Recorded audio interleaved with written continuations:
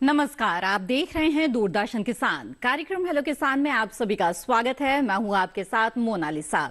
Hello किसान कार्यक्रम में हम फिर से हाजिर है लेकर कृषि क्षेत्र से जुड़े हुए अहम विषय जिस पर विस्तार से हम चर्चा करेंगे आज इस कार्यक्रम में। साथ ही ये फोन इन कार्यक्रम है, इसलिए आप भी अपने सवालों के साथ हमारे साथ इस कार्यक्रम में जुड़ सकते हैं। तो आइए सबसे पहले आज के कार्यक्रम के विषय के बारे में आपको बता दें।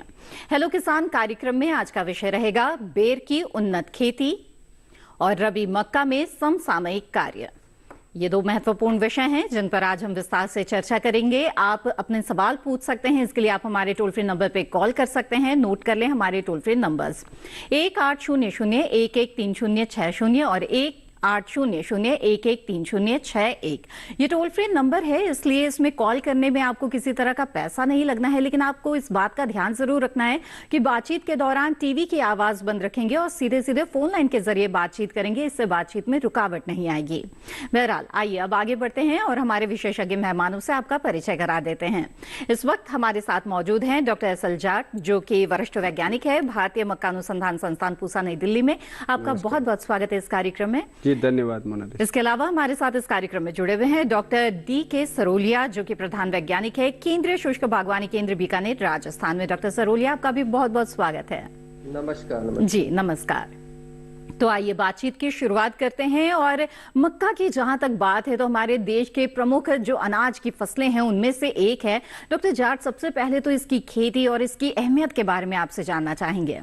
जी मोनालिसा जी, बिल्कुल आप सही कह रहे हैं। एक प्रमुख धान्य फसल है और मक्का अपने देश में जितनी धान्य फसलें होती हैं उसमें तीसरी प्रमुख फसल है जी। जिसका पिछले अगर 10 सालों में देखें तो बहुत ज़्यादा उत्पादन भी बढ़ा है और उसका क्षेत्रफल भी काफ़ी बड़ा है और इसके साथ साथ उत्पादकता में काफ़ी वृद्धि हुई है क्योंकि लोग इसकी तरफ ध्यान दे रहे हैं। इसमें सबसे प्रमुख अहम बात यह है कि जो मक्का है पहले आपकी धान खाने की वाली फसल थी और पिछले 20 सालों में ये औद्योगिक फसल बन गई है।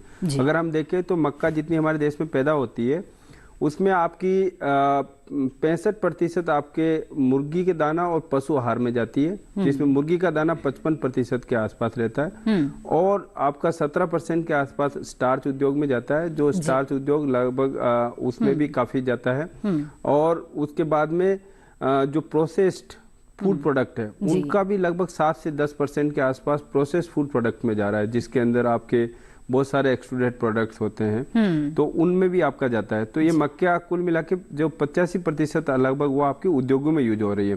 तो इसी वजह से इसका कोई सरकारी खरीद नहीं है और न ही इसको सरकार का कोई समर्थन है, लेकिन इसको समर्थन है उद्योगों का। तो औद्योगिक फसल होने की वजह से किसान इसको बहुतायत में अपना रहे हैं और इससे काफी फायदा ले रहे हैं। तो हर सालों साल मतलब पिछले 20 सालों में इसका क्षेत्रफल हमेशा बढ़ता जा रहा है। बिल्कुल। क्षेत्रफल तो इसी बात से जाहिर है कि जो किसान है उनका रुझान किस तरह से बढ़ता जा रहा है मक्का की खेती की तरफ, और ये बिल्कुल वाजिब बात भी है क्योंकि जिस तरह से इसकी मांग है उद्योगों में और उसे देखते हुए इसकी जो खेती है इसे किसान अपना रहे हैं। लेकिन रबी मक्का की खेती अगर आप कर रहे हैं तो आपको किन किन बातों का ध्यान रखना चाहिए जिससे आपको अच्छी पैदावार मिल सकती है, इस पर विस्तार से आज इस कार्यक्रम में हम चर्चा करेंगे। आइए उससे पहले नजर डाल लेते हैं इस रिपोर्ट पर।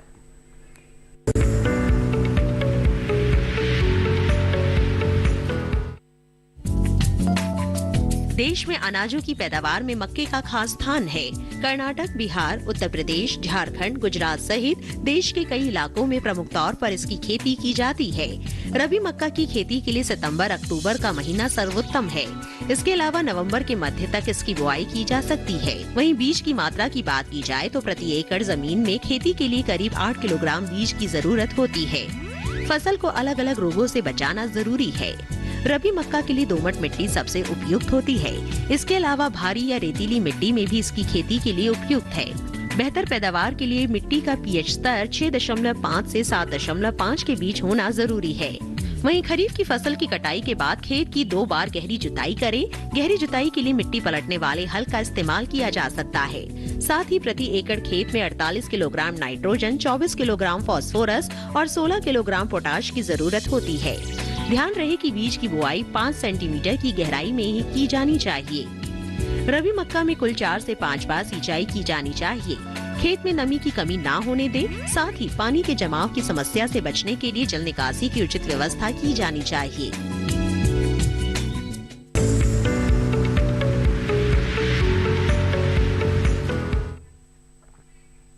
जी हाँ, तो ये रिपोर्ट आपने देखी रबी मक्का की खेती से जुड़ी हुई। आगे बढ़ते हैं और अगले विषय की तरफ बढ़ते हैं। डॉक्टर सरोलिया, आपसे जानना चाहेंगे, बेर की उन्नत खेती जो किसान करना चाहते हैं उनके लिए किस तरह की मिट्टी जलवायु उपयुक्त रहती है और कितने बड़े पैमाने पर बेर की खेती इस वक्त की जा रही है, क्या है इसका महत्व? बेर के बारे में जैसा कि हम सभी जानते हैं, इसको शुष्क क्षेत्र के फलों का राजा की संज्ञा इसको दी गई है। साथ ही में ये दूसरा जो ये फसल है, जैसे पर्यावरण जो विषमताएं आज जो हम देखने को मिल रही है, जलवायु परिवर्तन का दौर है, पर्यावरणीय ऐसी परिस्थितियां, विषम परिस्थितियां धीरे धीरे जो पैदा हो रही, तो उन सभी के लिए एक अल्टरनेट एक फसल के रूप में हम इस बेर को देखते हैं, क्योंकि फलों की महत्वता के बारे में हम भलीभांति परिचित हैं। वैसे इसकी खेती अगर अपन भारत के ऐसा कोई राज्य नहीं है जहाँ इसकी खेती नहीं होती। कई तरह की इसकी प्रजातियां और जातियां हैं जो सभी भारत के कश्मीर से लेके और भारत के कन्याकुमारी तक भी इसकी खेती की जा सकती है। व्यवसायिक तौर पे अगर अपन देखें तो इसके लिए 10 ऐसे राज्य हैं जहाँ इसकी व्यवसायिक रूप से खेती की जाती है, लेकिन 50,000 हेक्टेयर से ज्यादा के क्षेत्र में इसकी खेती भारतवर्ष में हो रही है। और इसका जो खेती के बीच में जो दायरा बढ़ने का और जो किसानों के बीच में लोकप्रिय होने का जो प्रमुख कारण है, वो किस्मों का नए किस्मों के आने के कारण है, जो किसानों को बहुत अच्छा उत्पादन दे रही है। इसकी उत्पादकता 10 से 12 टन प्रति हेक्टेयर हो रही है। तो इस फल को हम कश्मीर के सेब से भी अगर तुलना करें तो भी ज्यादा अतिशयोक्ति नहीं होगी। तो क्या कौन सी हैं वो किस्में, क्या है इनकी खूबियां, और बेर की खेती जो कर रहे हैं उन्हें किन किन बातों का ध्यान रखना चाहिए, इस पर विस्तार से आपसे बातचीत करेंगे। आइए उससे पहले नजर डाल लेते हैं एक रिपोर्ट पर।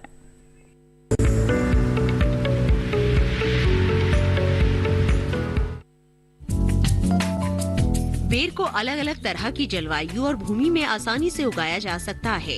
बेर के पौधे अपने आप को विपरीत परिस्थितियों में ढालने की अद्भुत क्षमता रखते हैं। बेर की काश्त आमतौर पर सभी तरह की मिट्टी में की जा सकती है।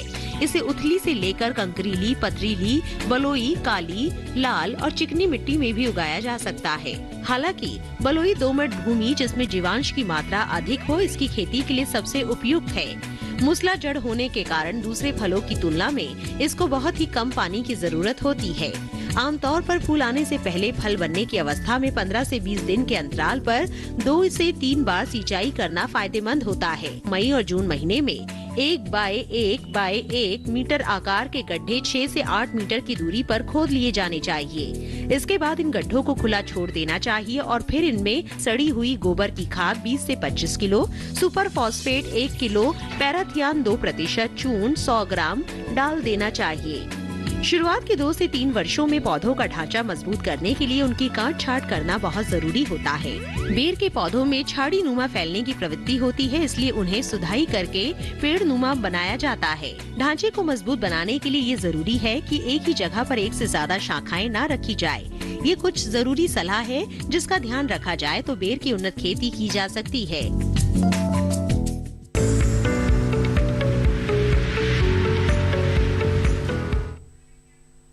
जी हाँ, तो बेर की खेती से जुड़ी ये थी महत्वपूर्ण रिपोर्ट। आगे बढ़ते हैं और चर्चा को आगे बढ़ाते हैं। डॉक्टर जाट, आपसे जानना चाहेंगे कि रबी मक्का की खेती की अगर खास तौर पर बात करें तो अधिकतर किसान जो है वो लगा चुके होंगे, लेकिन जिन किसानों ने अभी तक नहीं लगाया है, क्या उनके पास अभी भी समय है? और अगर वो देर से लगा रहे तो क्या कुछ खास किस्मों का चुनाव उन्हें करना चाहिए? जी, ऐसा है कि जो रबी की मक्का है वो अमूमन आपकी 15 अक्टूबर से स्टार्ट हो जाती है। और जैसे जैसे चावल के खेत या ऐसे जो क्षेत्र होते हैं जिनके अंदर पानी भराव रहता है और पानी रिसीड करता रहता है, लोग उसमें बुआई करते रहते हैं।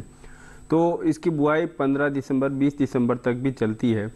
लेकिन इस समय जो बुआई करते हैं उनको, आप सही कह रहे हैं मोनालिसा जी, उनको आपको मध्यम अवधि, वैसे हम कहते हैं कि ज़्यादा अवधि वाली फसलें किस्म बोएं। अगर आपको 15 अक्टूबर में बो रहे हैं, अभी आपको मध्यम अवधि वाली किस्मों का चुनाव करना है, ताकि आपको बाद में जब मार्च अप्रैल में जब जाएंगे तो आपका पानी कम लगेगा और आपकी फसल भी अच्छे से पक जाएगी। तो मध्यम अवधि की जो किस्में हैं उनमें आपकी DMRH 1301 है, 1308 है और DHM 117 है, DHM 121 है। इन किस्मों का आप चुनाव कर सकते हैं, जो किस्में आपकी कम पानी में और मतलब कम समय में पक जाएगी और उत्पादकता इनकी काफ़ी अच्छी रहती है। जी। और जो किसान इसका प्लानिंग कर रहे हैं उनको ये भी सलाह देता हूँ कि वो ज़्यादा खेत की तैयारी में अपना समय नहीं गंवाएं। अच्छा। जो धान का खेत हो, अगर धान के खेत में क्योंकि पानी भरा रहता है लास्ट में और पानी सूखता नहीं है और कुछ धान बाद में कटाई होती है, प्रायद्वीपीय भारत में ले लो, चाहे उत्तर पूर्वी भारत जिसमें बिहार और पश्चिम बंगाल आते हैं, तो वहाँ पे किसान भाई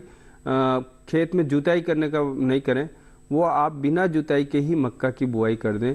और रबी मक्का जो है बिना जुताई के काफ़ी अच्छी होती है धान के खेत में। अच्छा। मुख्यतः धान के खेत में काफ़ी अच्छी होती है, तो आप बिना जुताई ही मक्का की बुआई कर दें ताकि आपकी बुआई है ना 10 दिन अमूमन आपकी जल्दी हो जाएगी। क्योंकि जो रबी मक्का में क्या होता है कि आपका जब बुआई करते हैं तो इस समय देखिए तापमान काफी कम हो गया, तो आपका खेत सूखता नहीं है जी। तो आप शून्य जुताई में आप बुआई करें और आप इसकी बुआई तो शून्य जुताई में और जो नमी मौजूद है खेत में उसका इस्तेमाल कर सकते हैं और उसी में खेती की जो शुरुआत है वो कर सकते हैं रबी मक्का की। बहरहाल यहाँ पर आगे बढ़ते हैं, इस वक्त हमारे साथ एक कॉलर जुड़ गए हैं, उनका सवाल यहाँ पर लेते हैं। राकेश कुमार जी सिरसा हरियाणा से इस वक्त हमारे साथ जुड़े हुए हैं। राकेश जी स्वागत है आपका, पूछे अपना सवाल। नमस्कार मैडम जी। नमस्कार राकेश जी। हाँ जी, हम सिरसा हरियाणा से बोल रहे हैं जी। जी जी बताएं। बेर की कौन सी वैरायटी लगाएं जी हमारे हरियाणा में जी? बेर की कौन सी वैरायटी आप ले सकते हैं ये जानना चाहते हैं जी। आइए जानते हैं, डॉक्टर सरोलिया बताएं। कितना पानी कितना खाद चाहिए इसको जी? ठीक है, बिल्कुल।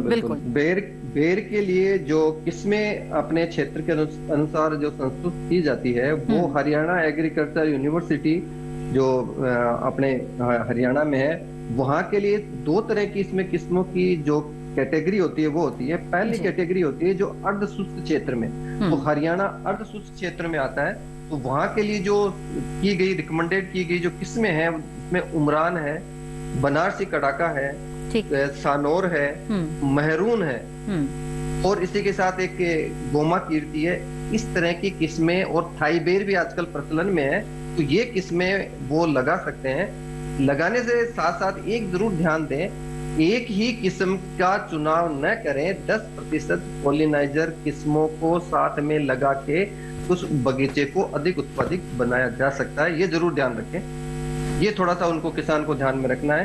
बाकी जो चीज इसमें लगाने के लिए आपको गोबर की सड़ी हुई खाद चाहिए और 6 मीटर बाई 6 मीटर पे आपको गड्ढे तैयार करके, ये काम जो है फरवरी में लगा सकता है या बरसात के जुलाई अगस्त में 2 इसके समय है जिस समय इसकी काश्त की जा सकती है। तो अभी केवल किस्मों को बारे में ये ध्यान रखते हुए एक अपनी कार्य योजना बनाएं। बिल्कुल। तो राकेश जी मुझे उम्मीद है आपके सवाल का जवाब मिल गया होगा। डॉक्टर सरोलिया यहाँ पर यही जानना चाहूंगी मैं कि ये जो नए बाग लगाने के लिए जो समय बताया आपने फरवरी से लेके जुलाई अगस्त के बीच में, क्या ये हरियाणा के लिए ही है या फिर देश के बाकी हिस्सों में भी किसान अगर नए बाग लगाना चाहते हो तो इसी समय में उन्हें लगाना चाहिए? और नए बाग की तैयारी किस तरह से करें ये भी जानना चाहेंगे आपसे।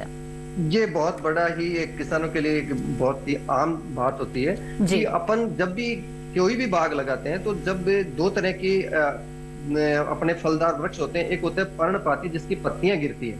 पत्तियां गिरने वाली जितनी भी जो जैसे अपन कहते हैं ठंडे प्रदेशों के जो फल हैं उनको सही लगाने का समय फरवरी होती है। बसंत ऋतु में जैसे नहीं, जब डोरमेंसी में होते हैं उसके पहले उनका रोपण कर देना चाहिए। लेट विंटर उसके लिए सीजन होता है, उस समय अपन बेर को भी लगा सकते हैं अगर आपके पास सिंचाई की सुविधा उपलब्ध है तो। सिंचाई की सुविधा जिनके पास उपलब्ध नहीं है वो बगीचा लगाने का समय अपना मानसून सीजन आता है जो जुलाई अगस्त में होता है, उस समय अपने गड्ढे की तैयारी करके उस समय अपन को लगाया जा सकता है। तो ये 2 ही समय है जिसमें बगीचे लगाए जा सकते हैं। बिल्कुल। और गड्ढे की तैयारी किस तरह से करें और पोषक तत्व प्रबंधन कैसे करें इसके बारे में जानेंगे आपसे, लेकिन इस बीच हमारे साथ एक कॉलर जुड़ गए हैं, उनका सवाल पहले ले लेते हैं। अरविंद जी इस वक्त सुपौल बिहार से हमारे साथ जुड़े हुए हैं। अरविंद जी स्वागत है आपका, पूछे अपना सवाल। हेलो अरविंद जी, मेरी आवाज मिल रही है क्या आपको? जी जी जी जी जी जी बताएं। मक्का की खेती में जानना था। हाँ जी मक्का जी आवाज जा रही है। मक्का के विषय में जानना था, उसमें खरपतवार नाशक के बारे में कुछ जानकारी लेना था जी। अच्छा। बहुत ज्यादा खरपतवार है, 2 बोर मोथा बहुत ज्यादा है जी जी बिल्कुल। तो आइए जानते हैं खरपतवार नियंत्रण किस तरह से आप कर सकते हैं। डॉक्टर जाट, क्या बताएंगे आप? बिल्कुल अरविंद जी, पहले हम अगर 5 साल पहले की बात करें तो मक्का के अंदर एक ही खरपतवार नाशी का नाम आता था, उसका नाम था एट्राजिन। और चूंकि जैसे समय की मांग बढ़ती गई और नए नए आविष्कार भी हुए, अनुसंधान हुआ उनके ऊपर, और आजकल खड़ी मक्का में हमारे पास काफ़ी अच्छे मक्का में खरपतवार नाशी उपलब्ध है। आप चाहें तो मक्का के अंदर 30 दिन के ऊपर आप हल चला के, मक्का की 2 पंक्तियों के बीच में हल चला के उन खरपतवार को मार सकते हैं। और उसके साथ साथ ही जो खरपतवार नाशी है वो भी आप 20 से लेकर 15 दिन से हमने देखा है, 15 दिन से लेकर 60 दिन तक इस मौसम में आप उन खरपतवार नाशी का उपयोग कर सकते हैं। उनमें एक टेम्बोट्रिन है जिसका 115 ml प्रति एकड़ के हिसाब से आप खेत में डालें, और खड़ी फसल में डालना है। मैं आपको फिर कह रहा हूँ, खड़ी फसल में मक्का को कोई असर नहीं होगा। आपका जितना भी खरपतवार है, वो जिनकी बात कर रहे हैं दूब और मोथा, वो चला जाएगा। केवल अगर जिसके पास मोथा है, जिसके खेत में, वो एक हेलोसल्फ्यूरॉन मिथाइल नाम के एक रसायन आता है, उसका आप 30 ग्राम प्रति एकड़ के हिसाब से डालें। और ये जो आपका मोथा है बिल्कुल एकदम जड़ से चला जाएगा। किसी भी लेकिन आपको एक बात ध्यान रखनी है, जो मोथा है वो आपका 4 से 6 पत्ती का हो, उससे बड़ा नहीं हो। और क्योंकि इससे, और उस समय आपको नमी जरूर बनाए रखनी है खेत में। अगर नमी बनाई रहेगी 2-4 दिन तो मोथा आपका पक्का है, आपका 10-1 दिन में, 15 दिन में बिल्कुल पीला पड़ के, बिल्कुल आपका जहाँ मोथे की ज्यादा समस्या रहती है मक्का में, वहाँ ये खरपतवार नाशी बहुत ही कारगर है।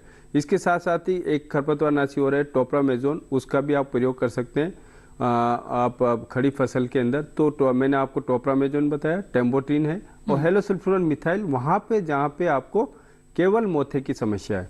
तो ये खरपतवार नाशी आप खड़ी फसल में 15 से लेकर 60 दिन की फसल में आप कर सकते हैं। और आप जो मक्का की फसल में जो एक बहुत बड़ा भाग जिसके अंदर क्योंकि मजदूरों की भी समस्या रहती है, मजदूर भी नहीं मिलते आपको, मिलते हैं तो अच्छा काम नहीं करते हैं। और मोथा ऐसा वीड है जिसके अंदर अगर आप आज निकालोगे तो 10 दिन बाद फिर आ जाएगा।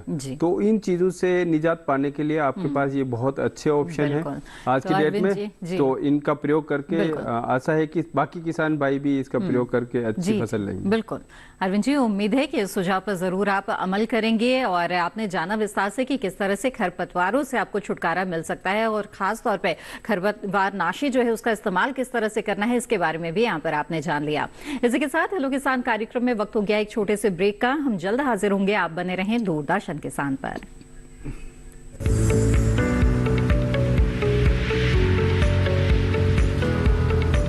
अरे भाई, सुना नहीं क्या? केसीसी ने किसानों का जिंदगी बदल दिया है। देश के छोटे किसान 1,60,000 रुपए तक का कर्ज बिना किसी गारंटी को ले पाएंगे। ब्याज खोरों से भी पीछा छुटा। मैं तो जैविक खेती का पूरा सामान मंगा लिया, केसीसी का भी कोई दबाव नहीं है। ब्याज चुकाने के लिए पूरा 1 साल मिलता है। समय पर भुगतान करने पर केवल 4% के सालाना ब्याज पे लोन मिल गया मुझे। अपना आधार कार्ड, लेटेस्ट फोटो और जमीन के कागजात लेके अप्लाई करो बस। और नामांकन भरने के लिए जेब भी ढीली नहीं करनी पड़ी।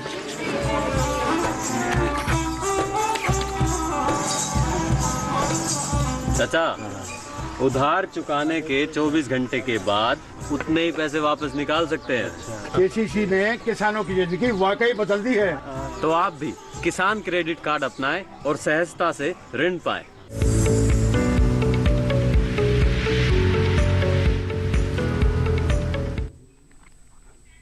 ब्रेक के बाद आप सभी का फिर से स्वागत है। आप देख रहे हैं कार्यक्रम हेलो किसान। आज इस कार्यक्रम में हम बेर की उन्नत खेती और साथ ही रबी मक्का में समसामयिक कार्यों के बारे में चर्चा कर रहे हैं। अगर आप कोई सवाल पूछना चाहते हैं तो आप हमारे टोल फ्री नंबर पे कॉल कर सकते हैं और विशेषज्ञ मेहमान से जानकारी हासिल कर सकते हैं। आगे बढ़ते हैं। इस वक्त हमारे साथ एक कॉलर जुड़े हुए हैं, उनका सवाल यहाँ पर शामिल करते हैं। केशव जी इस वक्त हमारे साथ फोन लाइन पर जुड़े हुए हैं, आइए उनसे बात करें। केशव जी, स्वागत है आपका, पूछिए अपना सवाल। जी, टीवी की आवाज बंद कर दीजिए केशव जी, बातचीत में रुकावट आएगी इससे। जी मैडम, मेरी मक्के में फसल में सुड़ी आ जाती है बहुत अधिक मात्रा में, जो तितलियां अंडे देके बहुत समस्या आ जाती है। इसके लिए जैविक और रासायनिक दोनों दवाइयों बताओ। केशव सिंह जी बिल्कुल सही कह रहे हैं। पिछले 3 साल में ये समस्या काफ़ी हद तक बढ़ी है मक्का में, जिसमें सुंडी आ जाती है। और इसमें क्या है कि दवाई या जैविक नियंत्रण डालने से कहीं ज़्यादा ज़रूरी है कि इसका नियंत्रण अगर करना है तो आपको कैसे स्प्रे करना है जी, उनका कैसे प्रयोग करना है। देखिए किसान भाइयों, ये जो सुंडी है वो मक्का के जो बीच वाला भाग होता है जिसको गोब कहते हैं, आपके यहाँ और कुछ कहते होंगे, तो उस गोब के अंदर रहता है और उस गोब को अंदर ही वो कीड़ा रात भर रहता है। ठीक है, दिन में वो बिल्कुल छुप जाता है, धूप वो सहन नहीं कर पाता है और वो रात में निकल के फिर पौधे को खाता है, फिर वापस चला जाता है। आप कीड़े को ढूंढने के लिए केवल आप गोब को देखना पड़ेगा और नई पत्तियों के ऊपर आपको हमेशा या तो सफ़ेद तक के धब्बे पड़ेंगे या फिर ऐसी खुरचन होती है शुरू में। उसी समय आपको कोई भी नियंत्रण लेना है तो शुरुआती दौर पे ये नियंत्रण ले तो सबसे अच्छा रहता है। इसके लिए मार्केट के अंदर फेरोमोन ट्रैप उपलब्ध है। अगर 4 फेरोमोन ट्रैप आप जो इसके फाल आर्मीवर्म के नाम से आता है ये चूंकि अपने देश में 2018 में ये कीड़ा आया था और अभी पूरे देश में फैल चुका है, तो इसके नियंत्रण में आपको उसकी पहचान करना जरूरी है। फिर बाद में जो भी नियंत्रण करना है, केवल पौधे का जो गोब का जो सेंटर पार्ट है वहाँ पे आपको जो भी रसायन डालना है, मैं जिनके नाम बताऊंगा, या फिर जो भी जैविक नियंत्रण करना है उसको केंद्रित करते हुए करना है। तो आप एक तो फेरोमोन ट्रैप लगाएं, दूसरे साथ आप खेत के अंदर कोई भी लकड़ियां ऐसी कुछ गाड़ दें जहाँ के अंदर जो काली वाली तिरपोली या ऐसी चिड़ियाँ वो बैठ सकें। तो वो क्या करती है, उड़ती हुई पतंगों को खाती है। जैसे आप कह रहे थे कि हमारे यहाँ तितलियाँ होती है, बहुत ज़्यादा अंडे दे देती है, फिर बहुत कीड़ा बढ़ जाता है, तो उनको खाती है। फिर उसके बाद में हमारे पास किलोनिस्क नाम से जैव वो है नियंत्रण के लिए, आपका जैविक नियंत्रण है इसका। ट्राइकोग्रामा भी आप रिलीज कर सकते हैं कार्ड। और दूसरा यह है कि आप जो नीम बेस्ट पेस्टिसाइड है उसका फॉर्मुलेशन का स्प्रे कर सकते हैं। नीम वाले उसको कंट्रोल नहीं करते हैं, पर बहुत छोटे कीड़े होते हैं उनको मार देते हैं। और इसके साथ साथ ही दूसरा जो टाइम जो अंडे देगा ना, वो मादा अपने अंडे नहीं देगी अगर आपने नीम वाला स्प्रे कर सकता है। जब आपको नीम स्प्रे करना है सारी पत्तियों पे करना है, और बाकी जो रसायन आपको स्प्रे करना है वो सारी पत्तियों पे नहीं करें कृपया, क्योंकि इससे जितने भी हमारे जैविक नियंत्रण वाले जितने भी जीव है वो आपके नष्ट हो जाते हैं। तो कुछ कीटनाशी है जिनके नाम मैं बता रहा हूँ। इमामेक्टिन बेंजोइट है, वो 0.4 ml प्रति लीटर पानी में डालें आप। इसके साथ क्लोरेंट्राइनिपोल है, वो आपका वो भी 0.4 ml। स्पिनोटेरम है आपका एक, उसको भी आप डाल सकते हैं। तो ये 3 रसायन है। आप एक बार जो छिड़काव करें, दूसरी बार अगर आपको जब भी छिड़काव करना है तो आप 10 दिन का इंतजार करें। उसके बाद देखिए अगर नई पत्तियों में अगर हो रहा है, नई पत्तियों में, पुरानी पत्तियों में आपको छिद्र मिलेंगे, लेकिन नई पत्तियों में अगर छिद्र हो रहे हैं या वहाँ पे आपको उसका मल मूत्र मिलता है कीड़े का, तो आप जरूर करें। अदरवाइज कम से कम पेस्टिसाइड का छिड़काव करें, क्योंकि हमारे रिसर्च में ये देखा गया कि जितना आप छिड़काव करेंगे उतना ही पौधे के जो भुट्टे होते हैं उनके अंदर एक कीड़ा ज्यादा आता है, क्योंकि जितने भी जैविक जीव अपने कीड़े होते हैं वो आपके खत्म हो जाते हैं। तो आपको एक बहुत बड़ी ध्यान रखना है। केशव जी, बहुत ही विस्तार से यहाँ पर जानकारी मिली कि किस तरह से आप कीट नियंत्रण कर सकते हैं, जैविक तरीके से हो या फिर समेकित कीट प्रबंधन के जरिए। तो हमें उम्मीद है कि इससे आपको लाभ जरूर होगा। अगले कॉलर हमारे साथ जुड़ गए हैं, उनका सवाल लेते हैं। पंकज कुमार जी उत्तर प्रदेश से इस वक्त हमारे साथ जुड़े हुए हैं। पंकज जी, स्वागत है आपका, पूछे अपना सवाल। हेलो जी, ये जो मैम बेर के पेड़ होते हैं उसमें अभी तो नहीं, लेकिन कुछ समय चल के जो है सफेद सफेद कीड़े लग जाती हैं। अच्छा, तो जिसको व्हाइट बग बोलते हैं। तो अभी तो नहीं, लेकिन आगे चल के बस 1-2 महीने जनवरी या फरवरी में आ जाते हैं। तो उसके रोकथाम के लिए कुछ उपाय है? जी, डॉक्टर सरोलिया बताएं किस तरह से उपाय कर सकते हैं किसान? इसमें जो अपने पंकज जी ये बता रहे हैं, ये समस्या है फल मक्खी की। सफेद कीड़े लग जाते हैं पेड़ों में। फल मक्खी का जो प्रकोप होता है फलों के अंदर, वो होता है जब फल मटर के दाने के बराबर होते हैं जी। उस समय अगर आपने इसके ऊपर कोई कीटनाशी का या तो आप जैविक तरह से उपयोग करना चाह रहे हैं या फिर आप रसायनों से उपयोग में लेना चाह रहे हैं, उस अवस्था पे ही आपको छिड़काव करना पड़ेगा। जब वो फल मक्खी उसमें अंडे दे देती है, वो अंडों का विकास लटों के रूप में होता है। वो लटें अपन को दिखती है जब फल बढ़वार अवस्था में पक के तैयार होते हैं। तो वो लटें फल मक्खी का जो लार्वा होती है वो होती है, और वो अपन को नजर जब आती है जब फल पक जाता है। तो अपन को उपाय कब करना है, उसमें सबसे ज्यादा महत्वपूर्ण चीज है, अब उसका उपाय नहीं होगा। उपाय इसका जब इसके फल मटर के दाने के बराबर है तब आपको कीटनाशक का स्प्रे उसमें करना पड़ेगा। इसके लिए जो रसायनों के रूप में अपन कर रहे हैं तो इसके लिए दो स्प्रे की, दो छिड़काव की रिकमेंडेशन इसके लिए होती है। एक जैसे अगर आपको मोनोक्रोटोफॉस है या डाइमेथोएट है, इसको रोगोर भी कहते हैं, तो वो उसका भी अपन काम में ले सकते हैं। अगर जैविक तरीके से कर रहे हैं तो नीम के जितने भी जो बायो कंट्रोल एजेंट है नीम के, जैसे NSKE है तो उसका 5% का वो भी, तो जो उपाय अपन को करने हैं वो महत्वपूर्ण है। महत्वपूर्ण ये नहीं है अब उसका कोई उपचार नहीं होगा, उपचार अपन को जब फल छोटे होते हैं उस अवस्था में करना पड़ेगा। जी जी बिल्कुल। पंकज जी, उम्मीद है आपके सवाल का जवाब मिल गया होगा। यहाँ पर आगे बढ़ेंगे और ये बताएं डॉक्टर जाट की रबी मक्का की बुआई जिन किसानों ने कर ली है और खेतों में फसल खड़ी है, वो इस वक्त किस तरह के समसामयिक कार्य करें?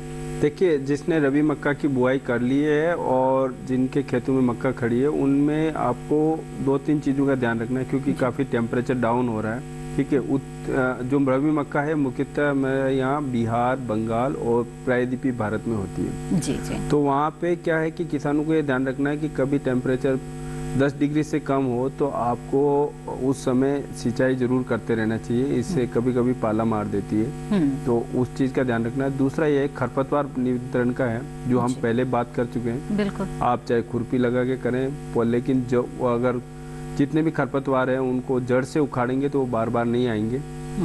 और यह है कि अगर आपको लग रहा है कि आपके यहाँ पानी की कमी है तो आप ऐसा करें, मिट्टी चढ़ा दें। अभी 30 दिन की फसल हुई है आपकी, 35-40 दिन की हुई है, जिनकी अक्टूबर में बुआई कर ली है, वो आप मिट्टी चढ़ा लें।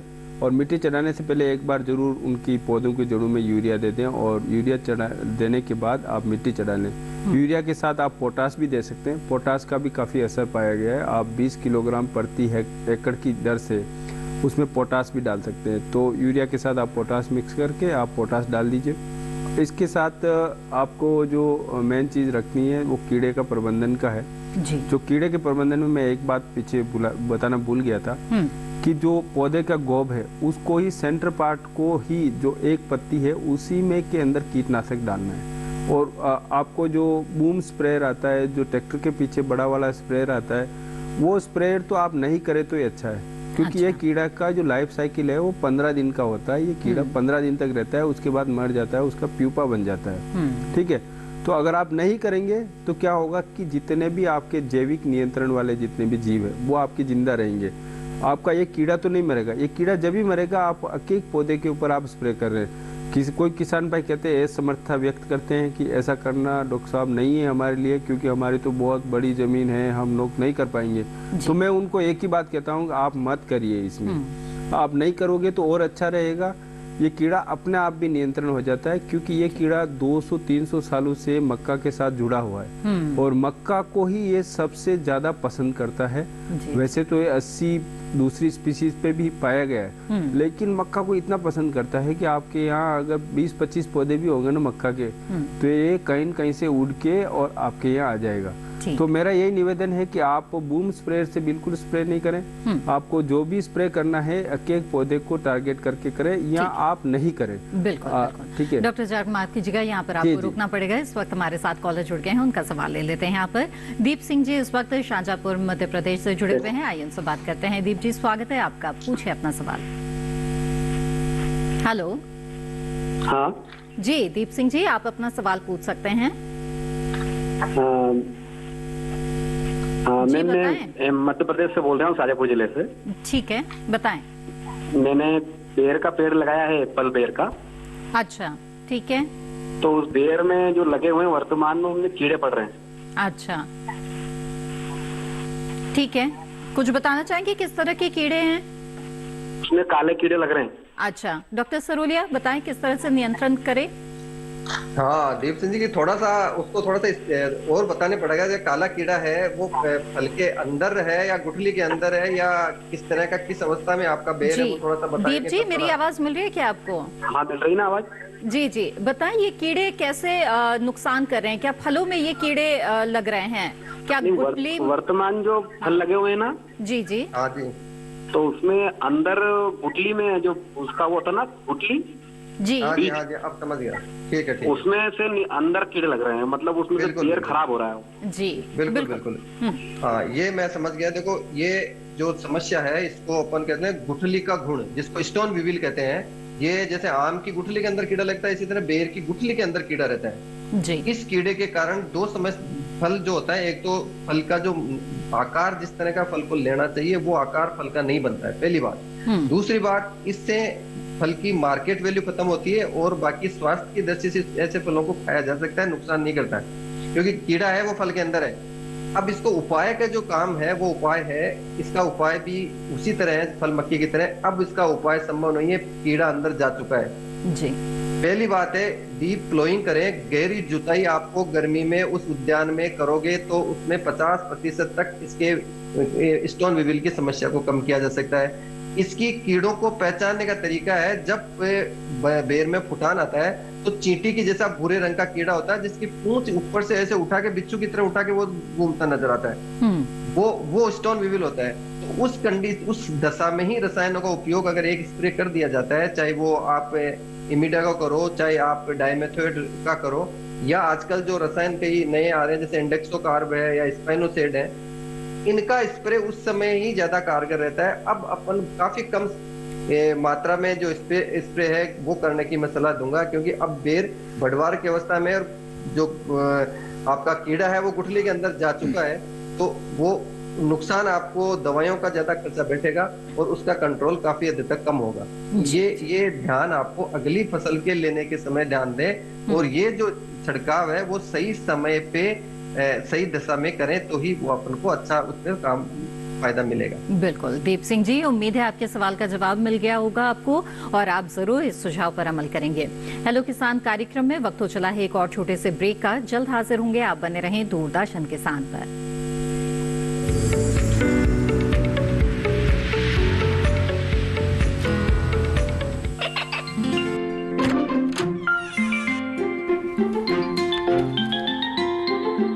ये क्या हो रहा है?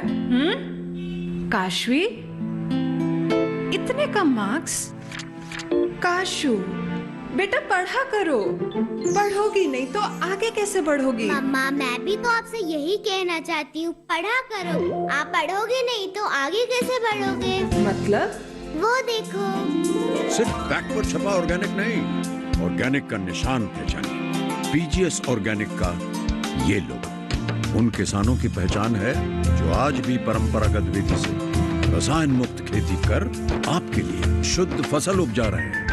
अब समझे मम्मा, अगर मैं प्योर ऑर्गेनिक फूड नहीं खाऊंगी तो अच्छे मार्क्स कहाँ से लाऊंगी? अच्छा बच्चों, जैविक खेती की इस मुहिम को आगे बढ़ाइए, शुद्ध ऑर्गेनिक अपनाइए।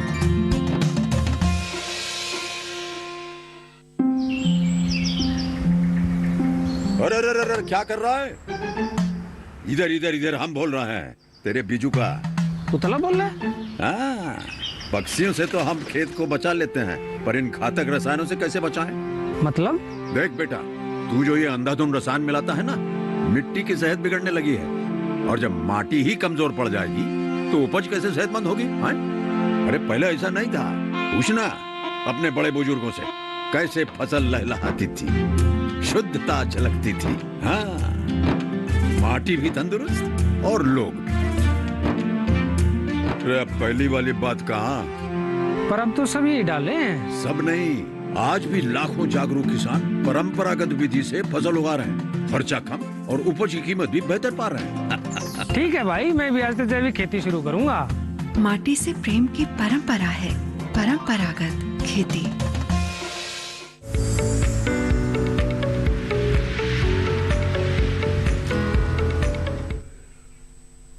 ब्रेक के बाद आप सभी का फिर से स्वागत है। आप देख रहे हैं कार्यक्रम हेलो किसान। आज इस कार्यक्रम में हम बेर की उन्नत खेती और रबी मक्का में समसामयिक कार्यों के बारे में चर्चा कर रहे हैं। इस बातचीत को आगे बढ़ाएंगे, लेकिन आपको बता दें कि इन विषयों के बारे में अगर आप कोई जानकारी हासिल करना चाहते हैं तो आप हमारे टोल फ्री नंबर पर कॉल कर सकते हैं और सवाल पूछ सकते हैं। तो बातचीत को आगे बढ़ाते हुए आइए डॉक्टर सरोलिया का रुख करते हैं, जो बेर की खेती के बारे में यहाँ पर हमें बता रहे हैं। जानना चाहेंगे डॉक्टर सरोलिया आपसे कि जैसे आपने कार्यक्रम की शुरुआत में भी बताया था कि बेर की इन दिनों काफी किस्में जो हैं वो आ गई हैं और हम देखते हैं कि आकार हो और इन चीजों के आधार पर भी तरह तरह के बेर हमें बाजार में मिलते हैं, छोटे आकार के, बड़े आकार के, गोल आकार के, लंबे आकार के। तो जानना चाहेंगे कि अलग अलग क्षेत्रों में किस तरह के जो बेर हैं वो किसान लगा सकते हैं, कुछ अच्छी किस्मों के बारे में यहाँ बताइए। हाँ, ये बहुत ही एक किसानों के सबसे जो बड़ी समस्या आती है कि वो कौन सी किस्म का चुनाव करें। जी, क्योंकि तो चुनाव करने के पहले सबसे पहले उसको जो ध्यान में देने वाली बात है कि हर जगह के लिए हर किस्म नहीं बनी हुई है। बेर की खेती के लिए शुष्क क्षेत्र और अर्ध शुष्क क्षेत्र इसके लिए सबसे उपयुक्तम होती है, तो उन क्षेत्रों के लिए भी अलग अलग किस्मों उनके लिए वैज्ञानिकों के द्वारा और विभिन्न जो संस्थान है उनके द्वारा उनकी समय समय पर संस्तुति की जाती है। जहां अर्ध शुष्क क्षेत्र आते हैं, अर्ध शुष्क क्षेत्रों में चाहे हरियाणा हो, पंजाब हो या इन क्षेत्रों के लिए जो किस्में हैं जहाँ थोड़ी सी नमी की मात्रा वातावरण में ज्यादा होती है, तो वहां के लिए जो किस्म है वो उमरान, बनारसी कड़ाका, सानौर, मेहरून, गोमा कीर्ति, ये जो किस्में हैं उन क्षेत्रों के लिए अच्छा एक मुनाफे का सौदा और अच्छा फल देने के लिए तैयार रहती है। इनमें जो बेर है हमेशा अपन ऐसी जगह का चुनाव करते हैं जहां उनको लो इनपुट और हाई रिटर्न्स देने वाली एक क्रॉप के रूप में अपन इस बेर को जानते हैं। शुष्क क्षेत्रों में जहाँ बात करते हैं, जहाँ शुष्क क्षेत्र वही क्षेत्र होते हैं जहाँ बरसात की मात्रा काफी कम होती है, जहाँ बरसात की मात्रा 100-200 मिलीमीटर वार्षिक बरसात जहाँ होती है, उन क्षेत्रों में भी बेर की खेती आसानी से की जा सकती है। और उन क्षेत्रों के लिए जो किस्में हैं जैसे गोला, मुंडिया, थार सेविका, थार भूरा, थार मालती, ये थार जो शब्द मैं बता रहा हूँ इस तरह के जो पौधे हैं वो केंद्रीय शुष्क बागवानी संस्थान बीकानेर में एक संस्थान है, वहां से जो किस्म होती है उनके आगे अपन थार शब्द लगता है जी, वहां से इस तरह की किस्में हैं। इन किस्मों को अपन लेके, और आजकल एक किस्म और चली है जिसको थाई के नाम से जानते हैं। ये थाई का मतलब बेर का आकार बड़ा होता है और इसमें जो अपने पास जो बात करते हैं इसमें कांटे भी काफी कम होते हैं। बिल्कुल डॉक्टर सरोलिया, यहाँ पर आपका दोबारा हम रुक करेंगे, लेकिन इस बीच हमारे साथ एक कॉलर जुड़ गए हैं, उनका सवाल ले लेते हैं। अब्दुल रऊफ जी बुलंदशहर से इस वक्त हमारे साथ फोन लाइन पर जुड़े हुए हैं। अब्दुल जी स्वागत है आपका, पूछे अपना सवाल। जी मैम ये पूछना चाह रही हूँ, हमने पेड़ लगाए बेर के, उसका बेर मतलब बहुत कम आते हैं, ये मतलब कलम के होने चाहिए या गुठली वाले होने चाहिए? जी, आपने जो कौन सी किस्म लगाई है बता सकते हैं? मैम किस्म नहीं है, हमारे यहाँ पौधशाला है, उससे पौधे लाए थे, किस्म के मामले में हमें जानकारी नहीं है। अच्छा, और कितना वक्त हो गया है पेड़ लगाए हुए? इसे 4-5 साल लगाए हुए हो गए और बहुत बेर तो आती है लेकिन बढ़िया बेर नहीं आ पाती। जी, तो बताएं डॉक्टर सरोलिया क्या वजह हो सकती है और क्या किया जा सकता है ऐसे में? कलम वाले भी आते हैं मैम। ये कितने साल का बेर का इनका बगीचा है, थोड़ा सा ये बताएं। 5 साल का मैम। 5 साल का है। देखो जो पौधशाला से जो आप कलमी अगर पौधे लाए होंगे, जो 2 तरह के इसमें जो पौधे मिलते हैं, कलमी जो पौधे होते हैं किसान भाई जैसे ही उनको लेके जाते हैं तो वो एक आंख के रूप में जिसको बडिंग कहते हैं उससे तैयार किए जाते हैं। किसान जब उसको लेके आता है तो जैसे ही खेत में रोपित करता है तो कलम का जो बड़ वाला भाग है वो तो कम बढ़ पाता है और जो देसी है वो उसमें फुटान आके और वो बगीचा आपका देसी हो चुका होता है। तो देसी जो अगर बगीचा हो चुका हो तो उनमें तो फल छोटे आएंगे उसकी, क्योंकि उसके लिए जो देसी पौधा किससे तैयार है, उस बेर की गुठली से तैयार है, उसमें अच्छी गुणवत्ता वाले गुण नहीं है। तो गुणवत्ता वाले गुण कहाँ आएंगे? जो कलमी पौधे हैं उन्हीं की तरफ को किसान को जाना है, ये हमेशा ध्यान में देने वाली बात है। 5 साल का बगीचा अगर फलन में है और फलन में अगर उसके छोटे बेर आ रहे हैं तो इसका मतलब वो बगीचा देसी हो गया है। उसके सबसे सही तरीका यही है, उसको वापस से अप्रैल के महीने में उसकी अच्छी सी कटिंग करें। वो कटिंग का मतलब ये है कि उसको प्राथमिक शाखाएं के लेवल तक जो अपनी चेस्ट हाइट होती है उस हाइट पर काट के उस पर दूसरी कलम जो इच्छित वेराइटी जो आप चाहते हो, उमरान चाहते हो या गोला चाहते हो या फिर आप थार सेविका चाहते हो, वो कलम आपको उस पर चढ़वानी पड़ेगी अगर वो देसी हो गया है तो। ये उसको ध्यान में देने वाली बात है। अगर ये तरीका अपनाएंगे तो ही उसमें अच्छे फल आएंगे, क्योंकि मुझे जहाँ तक लगता है वो देसी, ज्यादातर पौधे वो देसी हो चुके हैं, तो देसी में अब्दुल जी छोटे आए। जी, इन बातों का जरूर ध्यान रखें, आपकी समस्या दूर होगी हमें उम्मीद है। आगे बढ़ते हैं और डॉक्टर असल जाट आपसे जानना चाहेंगे कि आपने मक्का में कीट प्रबंधन के बारे में हमें बहुत ही विस्तार से बताया है, अब रोग नियंत्रण के भी बारे में जानना चाहेंगे। मक्का की जो फसल है उसमें किस तरह के रोग लग सकते हैं? देखिए, जो मक्का है उसमें पर्णी बीमारियां जो होती है इस मौसम के अंदर नहीं होती है, ठीक है। इसमें केवल जो तना सड़न की बीमारी या तना गलन की बीमारी जो फूल आने के बाद होती है वो काफ़ी मात्रा में कभी कभी कोई किस्में ऐसी होती है जिसके अंदर आती है। तो उसको आपसे बचाव के लिए आपको हमेशा खेत के अंदर पानी का बिल्कुल जमाव नहीं रखना है। और जब भी ये आता है, अगर 5-10 पौधे में आया तो उन पौधों को उखाड़ के आप खेत से बाहर फेंक दें। उसके अंदर कभी सड़ी बदबू भी आती है, तो सड़ी बदबू के मतलब उसके अंदर आपको ब्लीचिंग पाउडर का पानी में घोल करके और जो जहाँ से आपने उखाड़ा है उसके आसपास आप लगा दें।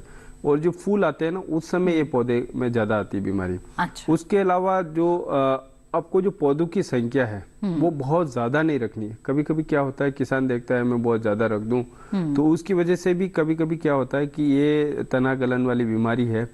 एक साल नहीं तो दूसरे साल, तीसरे साल अगर आप ज्यादा पौधों की संख्या रखें तो अब अमूमन 8 से 9 पौधे से ज्यादा 1 स्क्वायर मीटर में नहीं रखें। अच्छा। इतने ही पौधे रखें ताकि आप सालों साल तक मक्का की अच्छी उपज ले सकते हैं। सबसे महत्वपूर्ण बात है कि मक्का में पौधों से पौधों की दूरी बराबर से रखनी है। अच्छा। यह नहीं कि एक पौधे में तो बहुत ज्यादा क्षेत्र मिल गया उसको, एक को बहुत ज्यादा कम मिल गया, तो उससे क्या कि आपको उपज में फर्क पड़ता है। तो आपको पौधों की संख्या पे ध्यान रखना है, फिर आपको ब्लीचिंग पाउडर स्प्रे करना है, जल निकास की उचित व्यवस्था रखनी है। और जो भी पौधे अफेक्टेड हो गए हैं जिनके अंदर बदबू आ रही है, ठीक है, तो उसको आपको बाहर काट के निकालना है। जी बिल्कुल। आइए अब यहाँ पर आगे बढ़ेंगे। इस वक्त हमारे साथ एक कॉलर जुड़ गए हैं, उनका सवाल यहाँ पर लेते हैं। नंद स्वरूप मिश्रा बाराबंकी उत्तर प्रदेश से हमारे साथ हैं। जी नंद स्वरूप जी, पूछे अपना सवाल। मैं जानना चाहता हूँ जो बेर की जो बाग लगाई जाती है तो ये कितने गुड़े पे बाग लगाना चाहिए। दूसरी की जो हमारी मिट्टी होती है जिसे पेड़मान कहते हैं, ये कितने पेड़मान का होना चाहिए। किस मौसम में बाग का रोपण करना चाहिए और किस समय इनमें फल फूल आने के समय में दवा का छिड़काव या पानी का लगाव करना चाहिए। जी आइए जानते हैं, डॉक्टर सरोलिया बताएं। उनका जवाब देता हूँ जी। बेर जो है उनको लगाने का जो उनको अंतराल जो उन्होंने पूछा है, तो पौधे से पौधे की दूरी और पंक्ति से पंक्ति की दूरी 6 से 8 मीटर, जहाँ 6 मीटर भी रख सकते हो, 8 मीटर। आपका उत्तर प्रदेश में बाराबंकी है तो वह 8 गुणे 8 सबसे उपयुक्तम रहेगा बेर के लगाने के लिए। ठीक है, तो 156 पौधे प्रति हेक्टर आपके 1 हेक्टर में आ जाएंगे। तो ये तो आपका दूसरा कब रोपित करना चाहिए, तो फरवरी का महीना है या फिर आपको जो बरसात का मानसून के बाद जैसे जुलाई अगस्त सितंबर तक आप उसका रोपण कर सकते हो। बात आती है इसके कब फूल आएंगे। आपका फूल उसके तीसरे साल से ही, आपका 1 साल तो अपन को उसको थोड़ा ढांचा बनाने में ध्यान देना है, क्योंकि झाड़ी वाला पौधा है तो अपन उसको पेड़ बनाना है। उसके लिए अपन को क्या करना पड़ेगा कि उसको 60 से 70 सेंटीमीटर तक कोई भी शाखा इसकी नहीं आए और पहली शाखा का जो निकले उसमें वो 60 से 70 सेंटीमीटर के ऊपर ही निकले। उसके बाद 4 शाखाएं रखते हुए उसके ऊपर द्वितीयक शाखाएं और तृतीयक शाखाएं का इस तरह का ढांचा बना के वो तैयार करना है। और आपका जो फूल आने का जो समय होता है वो सितंबर का महीना है, उस समय उसमें फूल आता है। और उस समय जो दवाइयां मैंने बताई है, फूल आने से पहले आपको दवाइयों का ध्यान व्यवस्था करनी है और वो नियमित उसमें खरपतवार नियंत्रण। दूसरा नियंत्रण है इसकी जो कटी हुई शाखाएं हैं वो खेत में न छोड़ें, जिसको कहते हैं क्लीन कल्टीवेशन। वो अगर अपनाओगे तो काफी हद तक इसका इस तरह के कीड़ों का और रोगों का नियंत्रण हो सकता है। ज्यादा इसमें कीड़े और पतंगों का ज्यादा डर नहीं है, केवल छोटे छोटे जो कीट पतंग है उनका नियंत्रण आपको समय पर कर। पीएच मान से भी जुड़ा इनका सवाल था कि पीएच मान मिट्टी की कितनी होनी चाहिए। पीएच मान का इसमें कोई बड़ा इशू नहीं है, 8 पीएच तक की मृदाओं में भी इसकी खेती आसानी से कर सकते हैं। जी बिल्कुल नंद स्वरूप जी, उम्मीद है कि आपके सभी सवालों के जवाब आपको मिल गए होंगे। और इसी के साथ हेलो किसान कार्यक्रम में लेते हैं एक और छोटा सा ब्रेक। आप बने रहे दूरदर्शन किसान पर।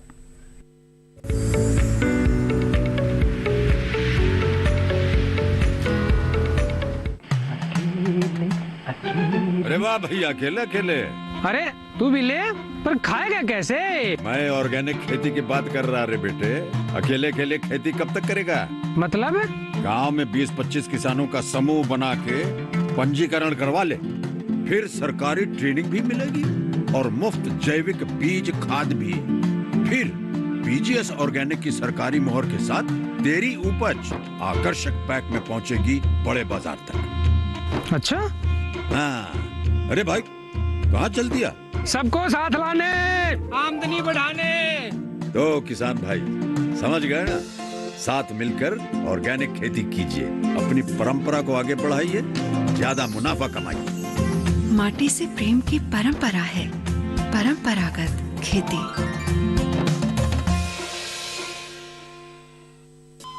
अरे सुन तो। मुझे क्या सुनाना चाहते हो? जो सुनाओ मेरी सौतन को। किसको? अरे वही तुम्हारा मोबाइल फोन जिससे सुबह शाम दिन रात चिपके रहते थे और कहते थे किसान कॉल सेंटर से बातें हो रही हैं। अच्छा ये बात है। हाँ क्यों, क्या हुआ? अब बात नहीं होती क्या? अब तो झट से बात हो जाती है। ऐसा क्या?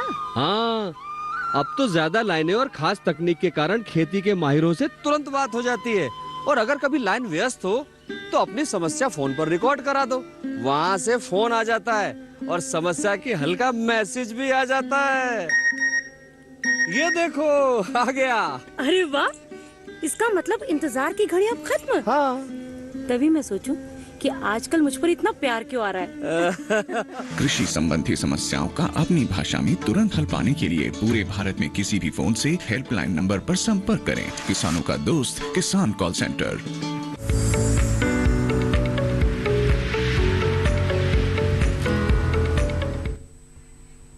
ब्रेक के बाद आप सभी का स्वागत है कार्यक्रम हेलो किसान में। आइए कार्यक्रम में आगे बढ़ते हैं। इस वक्त हमारे साथ एक कॉलर जुड़े हुए हैं, उनका सवाल यहाँ पर शामिल करते हैं।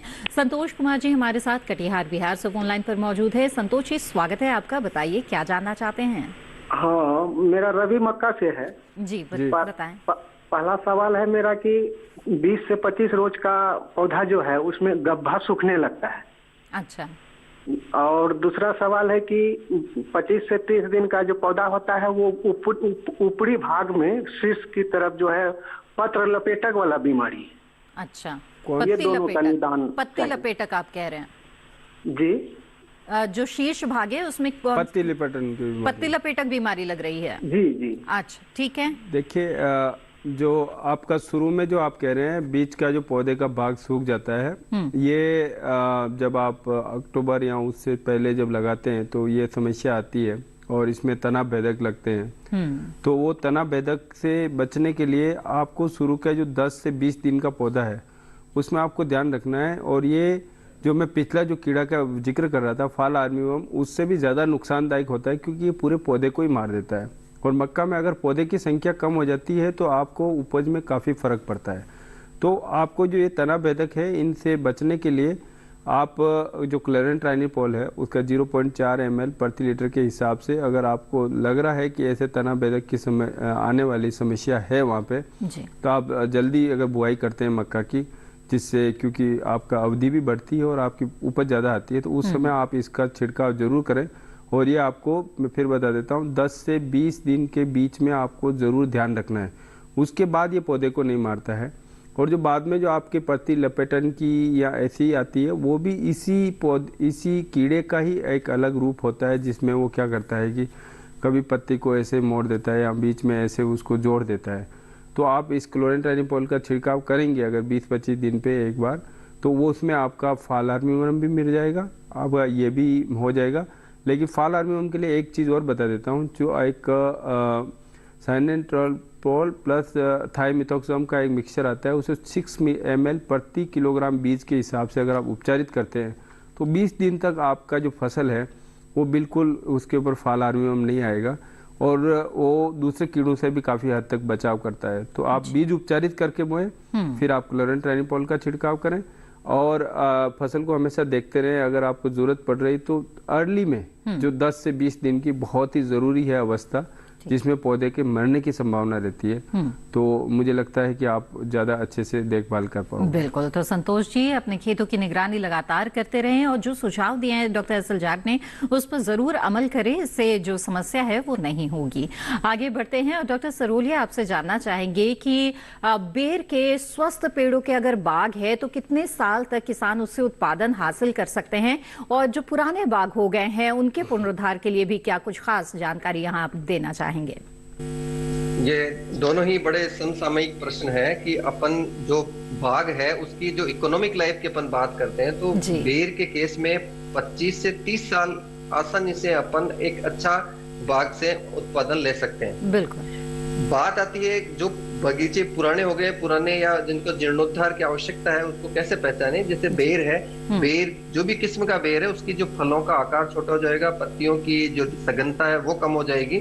तो ऐसी दशा में अपन किसान या जो भी बगीचे का मालिक है वो समझ जाता है कि अब इस बगीचे में अपन को जीर्णोद्धार की आवश्यकता है। तो जीर्णोद्धार के जो इसमें जो तरीके हैं, दो तरीके से अपन दो अप्रोच लेके चल सकते हैं। पहली अप्रोच है कि आप उसमें जितने पेड़ हैं उसकी आधे पेड़ एक बार में हटा के जिसकी सघनता को कम कर सकते हैं। जैसे 156 पौधे हैं तो आधे पेड़ एक बार हटा दें और नए पेड़ अपन उसके लगा सकते हैं। अच्छा। तो बीच वाले जो पौधे हैं उनकी आपको इस जगह भी मिलेगी, क्योंकि जो पुराने बगीचे जब हो जाते हैं तो सबसे बड़ी प्रॉब्लम आती है कि अपना उसका जो छत्रक प्रबंधन है जिसको कैनोपी मैनेजमेंट कहते हैं, वहां आसानी सही से नहीं होता, सूरज का प्रकाश उसके पूरे भाग तक नहीं मिल पाता। इसके कारण उसकी जो फल है उसकी गुणवत्ता में काफी कमी देखी गई है। उस दशा में यही एक सही तरीका है कि एक पौधे को छोड़ के जो अल्टरनेटिवली अपन उसमें उस पौधे को डीप प्रून करें या काफी उसको बीच में हटा भी सकते हैं अगर ज्यादा ही उसको नुकसान कर रहा है तो ये तरीका है। इस तरह करके अपन उसको बगीचे को जीर्णोद्धार अवस्था में लाके और वापस से नया बगीचा तैयार करें। बिल्कुल। डॉक्टर DK सरोलिया, आपने हमें बहुत ही महत्वपूर्ण जानकारियां दी है बेर की उन्नत खेती के बारे में। आपका बहुत बहुत धन्यवाद हमारे साथ जुड़े रहने के लिए। धन्यवाद। बिल्कुल। आइए हेलो किसान कार्यक्रम में आगे बढ़ते हैं और डॉक्टर SL जाट आपसे जानना चाहूंगी कि जो मक्का की खेती किसान कर रहे हैं वो मक्का के साथ साथ और कौन कौन सी सह फसलें ले सकते हैं? देखिए, इस समय जो मक्का की खेती कर रहे हैं उसमें बहुत सारी ऐसी फसलें हैं जो सब्जियों की हैं, उनकी आप समसामयिक इसके साथ खेती कर सकते हैं। क्योंकि फरवरी महीने तक मक्का में इतनी बढ़वार नहीं होती है, तो आप इसमें मूली है, पालक है, मेथी है, गोभी है, चुकंदर है और इसके साथ जितने भी फूल वाली फसलें हैं उनमें भी आप गेंदा भी लगा सकते हैं और क्राइजेंथेमम जो होती है, गुलदाउदी है, उसको भी आप लगा सकते हैं। और सबसे ज़्यादा जो महत्वपूर्ण है वो आलू। आलू की खेती भी बहुतायत में बिहार के किसान भी करते हैं, उससे काफ़ी फायदा होता है इनको, तो आलू की खेती भी कर सकते हैं। तो ये जो क्योंकि 90 से 100 दिन या 120 दिन की खेती रहती है और मक्का थोड़ी उसके बाद अच्छे से बढ़वार लेती है, तो आप जो छोटे और मझले किसान हैं वो इन फसलों की जो सब्जियां हैं या फूलों की है उनकी खेती आप कर सकते हैं। पत्तेदार सब्जियों की ज्यादा करें तो उससे ज्यादा फायदा होगा, बाकी जो दूसरी फल और सब्जियां हैं तो इससे आप एक ही खेत में आप दो फसलें एक ही मौसम के अंदर ले सकते हैं। बिल्कुल। जब दो फसलें एक साथ ले रहे हैं तो उसके लिए कुछ खास सुझाव यहाँ पर देना चाहेंगे ताकि किसी तरह की समस्याएं ना आए? जी, आप जब भी ऐसे ले रहे हैं तो उसमें आपको एक बार जो होता है पानी जब मक्का में देते हैं तो वो आपको आलू के खेत में एक बार पानी रोकने की आवश्यकता पड़ती है। दूसरा ये है कि जितनी फसलें हम ले रहे हैं, मक्का को जितना हम दे रहे हैं जैसे पोषक तत्व, आपको एक बैग DAP, एक बैग इसका आधा बैग यूरिया का और 20 किलो MOP देते हैं जब हम बुआई करते हैं, तो आपको इसका 1.5 गुना देना है बुआई के समय, ताकि जो बाकी सह फसलीकरण कर रहे हैं उसको भी अच्छा पोषक तत्व मिले और जो आपकी सह फसल है उसकी उपज भी अच्छी हो और गुणवत्ता भी अच्छी हो। तो आपको केवल दोहरा मुनाफा किसानों को हो। जी, आपको दोहरा मुनाफा। बिल्कुल। डॉक्टर SL जाट, आपने बहुत अच्छी जानकारियां हमें आज इस कार्यक्रम के दौरान दी। आपका बहुत बहुत शुक्रिया हमारे साथ इस कार्यक्रम में जुड़े रहने के लिए। धन्यवाद सबका। जी हाँ, तो विस्तार से जाना आपने आज की बेर की उन्नत खेती आप कैसे कर सकते हैं और साथ ही रबी मक्का की जो समसामयिक कार्य हैं वो क्या क्या होने चाहिए और किस तरह से आप अच्छा उत्पादन हासिल कर सकते हैं। आगे बढ़ते हैं और हेलो किसान कार्यक्रम में हम आपको अगला विषय बता देते हैं जिन विषयों पर सोमवार को कार्यक्रम में चर्चा होगी। किसानों की सेवा में कृषि विज्ञान केंद्र और इसके साथ ही प्राकृतिक खेती, ये दोनों विषय सोमवार को हेलो किसान कार्यक्रम में आप देख सकते हैं। लाइव कार्यक्रम के दौरान तो आप सवाल पूछ ही सकते हैं, इसके अलावा इस बीच आप ईमेल के जरिए भी अपने सवाल हम तक पहुंचा सकते हैं। हमारा ईमेल आईडी है hellokisan2015@gmail.com। इसके अलावा सोशल मीडिया के अलग अलग प्लेटफॉर्म्स है और इनके जरिए भी आप लगातार हमारे साथ जुड़े रह सकते हैं। फेसबुक, इंस्टाग्राम और ट्विटर हैंडल टीवी स्क्रीन पर फ्लैश किए जा रहे हैं, इनसे जरूर जुड़े कार्यक्रम से संबंधित सूचनाएं यहां आपको मिल जाएगी। साथ ही आप अपने सवाल भी हमें भेज सकते हैं। साथ ही दूरदर्शन किसान के कॉल सेंटर नंबर पर भी आप कॉल कर सकते हैं। हमारा टोल फ्री नंबर है 1800-113060। सोमवार से शनिवार सुबह 6 बजे से रात 10 बजे के बीच कॉल करके आप अपने सवाल दर्ज करा सकते हैं। इसके अलावा आपको बता दें कि हेलो किसान कार्यक्रम को आप दूरदर्शन किसान के यूट्यूब चैनल पर भी देख सकते हैं। इसके लिए टीवी स्क्रीन पर दिखाए जा रहे इस QR कोड को स्कैन करें। इसी के साथ हेलो किसान की आज की कड़ी में बस इतना ही। हमें दीजिए इजाजत। आप बने रहें दूरदर्शन किसान पर। नमस्कार।